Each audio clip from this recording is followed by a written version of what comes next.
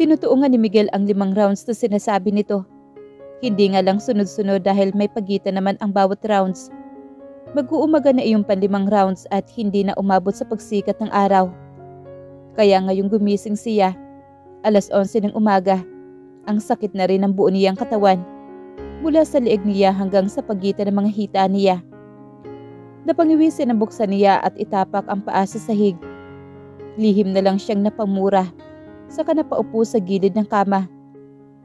Paano siya ngayon makakarating sa banyo kung hirap siyang tumapak sa sahig?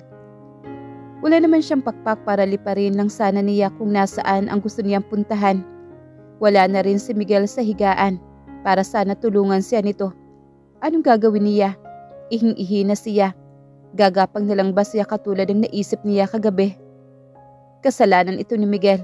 Sobrang hilig ng asawa niya. Nagsalita ang hindi rin mahilig. Pareho lang naman kayo ni Miguel. Mahilig ka rin Hindi nga lang halata dahil hindi ka nagsasabi. Hindi ka tulad ng asawa mo na bukang bibig niya ang kagustuhang angkinin ka araw-araw. Pero kung babasahin lang ng asawa mo ang iyong isip, malalaman niya na mas matindi ka pa pala. Imagine, ang sakit na nga ng katawan mo, pumapayag ka pa rin sa gusto niya. Habang umaaray ka, umuungol ka rin sa sarap. O diba, ang tindi ninyong dalawa. Napangiwi naman si Camila sa tinatakbo ng isip niya. Pero pinipilit niyang baliwalain ang ganoong kaisipan. Iginala niya ang paningin sa buong kwarto. Naghahanap siya ng magagamit para makarating sa banyo. Nang mabilis dahil kailangan niyang makapitan para makaalis sa kanyang pwesto.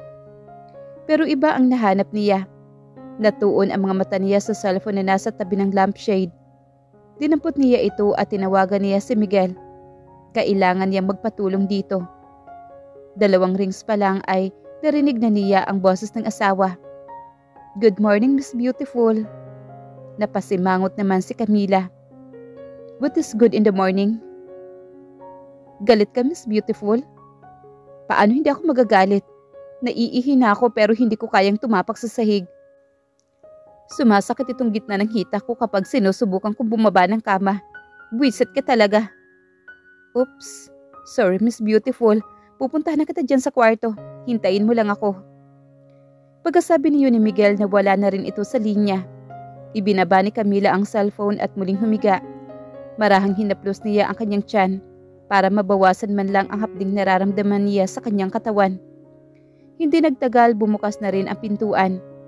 Miss Beautiful, nandito na ako. Nakangiting saad naman ni Miguel nang lumapit sa kanya. Nakasimangot na binalingan naman niya ito. Tulungan mo akong bumangon. Uwi ka niya rito. Hindi agad kumilos si Miguel.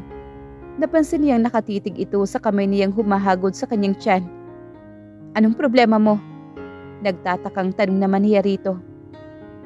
Buntis ka ba, Miss Beautiful? Naningkit naman ang mga mata ni Camila sa kahinampas ang alaga nitong nagsisimula na naman bumukol. Napangiwi naman si Miguel sabay sapo sa sariling alaga nito. Gago ka ba? Paano naman ako mabubuntis kung lagi mo akong pinahihirapan? Sorry na, Miss Beautiful. Nanggigigil lang talaga ako sa'yo kasi ang sarap mo. Ikaw ang pinakamasarap na natikman ko. Gustong masuka naman ni Camila sa pinagsasabi ng asawa niya. Napakatabil talaga ng dila nito. Sira ulo. Dalhin mo na nga ako sa banyo bago kita muling mahampas dyan. Agad namang kumilos ang asawa niya para buhatin siya. Pinatayo siya nito sa tabi mismo ng toilet bowl. Tutulungan na kita. Wika nito sa kaitinaas ang laylay ng suot niyang nighties. Pinalis naman niya ang kamay nito. Huwag na, ako nang bahala sa sarili ko. Mabuti pa, lumabas ka na. Baka mamaya iba na naman mangyari sa atin. Alam kong mahali ang utak mo. Nag-iisip ka na naman ng paraan kung paano makakascore sa akin, ano? Diretsahang sabi naman ni Camila. Nagtaas ng 2 nitong kamay naman si Miguel. Guilty as charged, Miss Beautiful. Pero hindi mo na ako lalabas. Lalayo lang ako baka kumapano ka at kailangan mo agad ang tulong ko. Umatras naman si Miguel at sumandal sa pintuan. Napairap naman si Camila. Pero ihing-ihi na talaga siya. Kaya ibinaba na niya ang kanyang andes at umupo sa bowl. Wala na siyang pakialam kung nasisilipan siya ni Miguel. Nakita naman nito ang kabuuan niya. Pero alam mo bang sayo ko lang ito ginagawa, Miss Beautiful? Never ko pang naranasan ang ganitong pakiramdam sa ibang babae. Iyong pakiramdam na gustong-gusto mong angkinin ng isang babae ng paulit-ulit. Iyong tipong hindi ka nagsasawa kahit ilang beses mo nang natikman. Pinaikot naman ni Camila ang mga mata. Ang hali talaga ng utak ng asawa niya, pati bungangan nito wala ring preno. Labas ka na nga, gusto ko maligo. Saad naman ni Camila pagkatapos niyang umihi. Ngunit sa halip na lumabas ng banyo, nilapitan pa siya ni Miguel. No problem, Miss Beautiful. Ako na magpapaligo sa'yo. Matalim ang mga matang tinitigan naman niya ito. Gago ka talaga. May binabala ka na naman eh. Wala, Miss Beautiful. Maniwala ka sa akin. Gusto lang kitang tulungan maligo. That's all. Hindi na muna kita gagalawin. Pagpapahingahin muna kita. Mamayang gabi na ulang ulit. Umirap naman si Camila. Siguraduhin mo lang ha, kung hindi malilintikan ka talaga sa akin. Kapag may ginawa akong hindi mo nagustuhan, willing akong mag-diet, Miss Beautiful. Kaya ko naman sigurong tumagal kahit 5 araw ulit na hindi pumapasok ang alaga ko at nagpapaputok sa'yo. Buwisit ka talaga, Miguel. Yang bunganga mo, nakakainis ka. Napakamot naman ng batok ang asawa niya. Palalampasin ko rin yung pagmumura mo, Miss Beautiful. Pero huwag ka sana magsalita ng ganyan kapag nakaharap si Marcos. Hindi naman talaga ako nagkakaganito sa anak mo, no? Sa iyo lang naman. Lahat lumalabas ang masama kong ugali. Hindi ko rin kasi gusto mga pinagsasabi mo minsan. Ang haling nga ng utak mo, pati bunganga mo ganun din. Hindi na umimik si Miguel. Tinulungan na lang siya nitong hubarin ang suot niya bago siya nito dinala sa ilalim ng shower. Tinutuon naman ng asawa niya ang sinabi nito. Pinaliguan nga lang siya nito.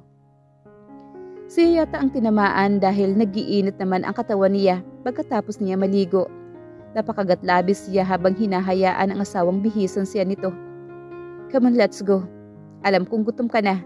Pinagluto ko muna ng tanghalian si Manang Lilian bago ko siya pinaalis. Pinangkuna siya ni Miguel sa kasila lumabas ng kwarto. Sana may elevator din dito na katulad sa mansyon ninyo, no? Suhestyon naman niya, pababa na sila ng hagdanan.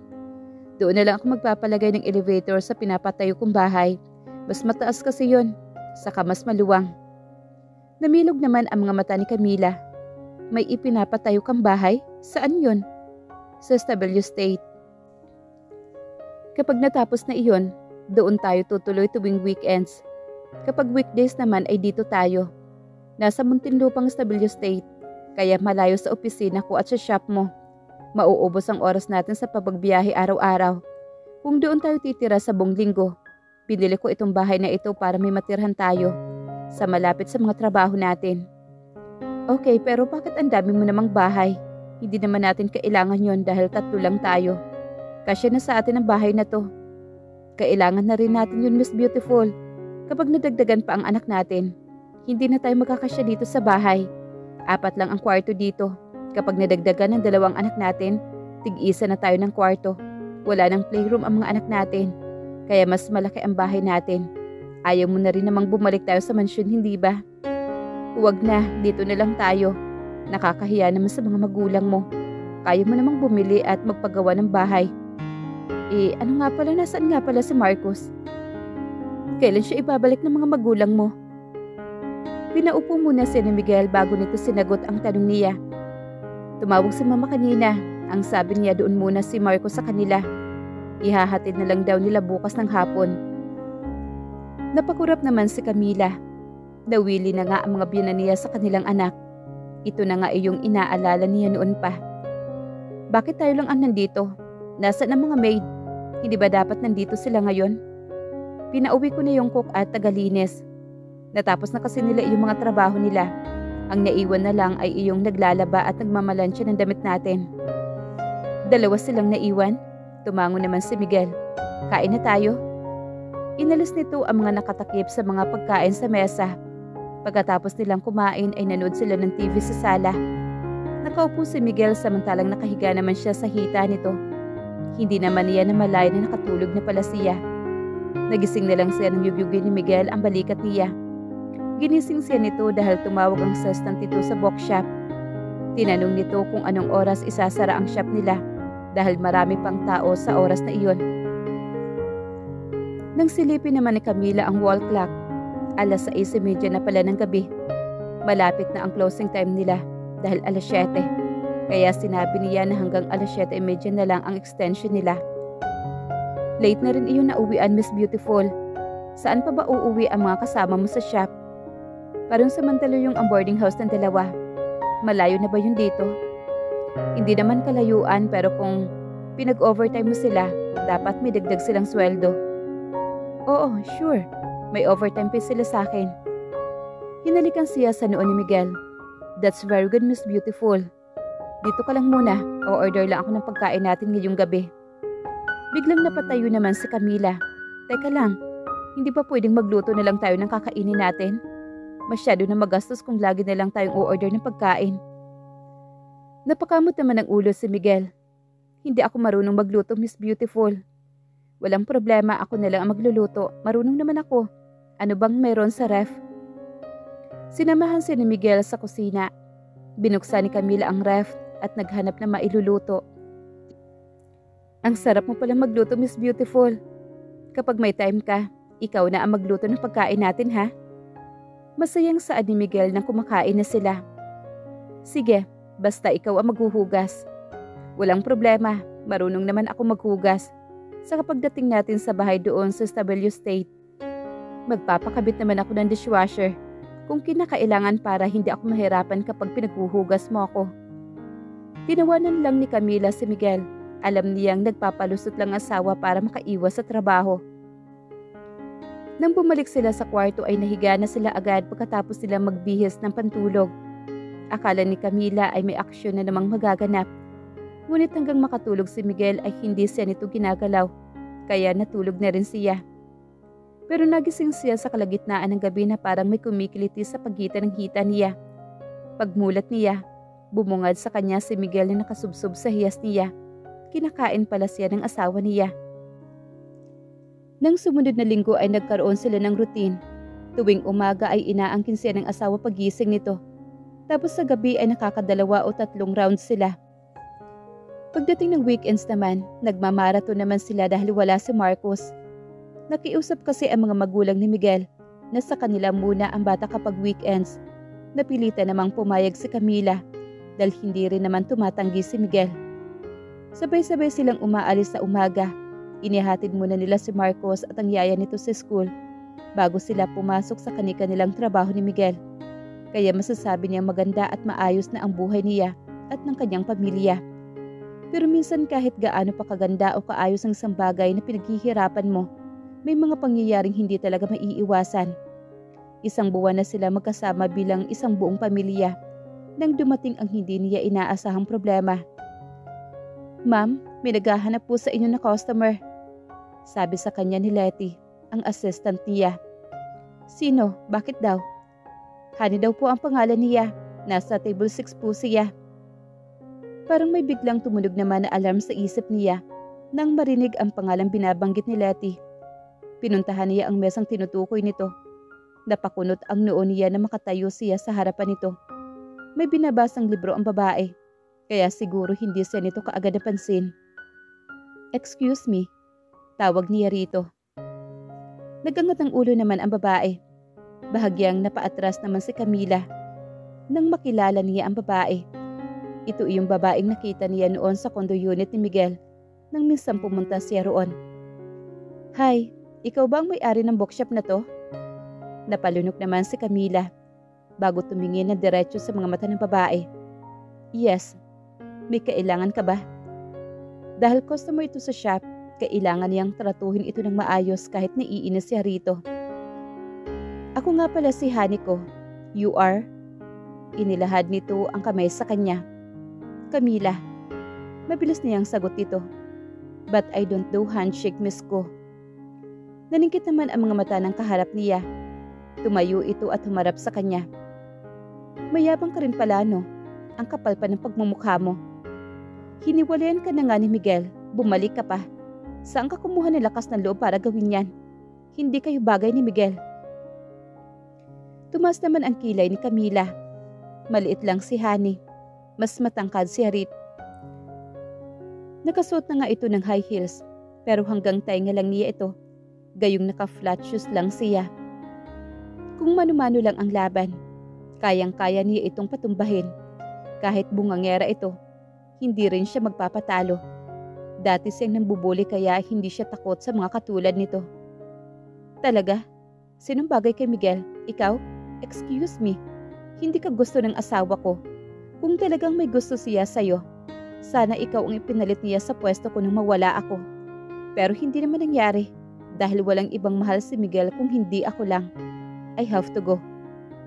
Marami pa akong gagawin, saad niya sa pinakamalumanay na tinig. Tinalikuran na niya ang babae. Ayaw na niyang humaba pa ang usapan nila. Wala rin naman itong kakwentang kausap. Away lang ang hanap nito. Bastos ka. Bakit mo ako tinatalikuran? Hindi pa tayo tapos mag-usap. Asik naman ng babae. Hinila pa nito ang kamay niya. Sa inis naman ni Camila, bigla niya itong nilingon. Itinaas niya ang isa pa niyang kamay at pinadapo iyon sa pisngi ni Hani. Nabitawan naman ni Hani ang kamay niyang hawak nito. Nanlilisik ang mga matang nakatitig sa kanyang na nakahawak sa isa nitong kamay sa pisnging isinampal niya. Get out of this shop now. Hindi ko kailangan ng customer na katulad mo. May diing sabi niya. Gusto niya itong sigawan. Pero may mga customer pa ang shop. Alam niyang nanunood sa kanila ang mga hindi niya gustong maglayasan ang mga customer niya. Talagang aalis ako, pero babalikan kita. Umanda ka sa akin. Gaganti ako. Aagawin ko si Miguel sa'yo. Sisiguraduhin kong hihiwalayan ka ni Miguel sa gagawin ko. Banta naman ni Hani bago ito nagmamadaling lumabas. Hindi naman natinag si Camila. Sanay na siyang tinatakot noong nag-aaral pa siya. Kung bully ang babaeng ito, bully rin naman siya. Tingnan lang niya kung sino sa kanila ang mananalo. Hindi siya magpapatalo rito. Kung si Herschel nga ay mas matalino at mas maganda sa kanya, hindi niya inurungan. Lalong hindi siya aatras sa Hani na to. Mas maganda siya rito at siya ang mahal ni Miguel. Hindi niya isusuko ang asawa niya sa kahit na kanino.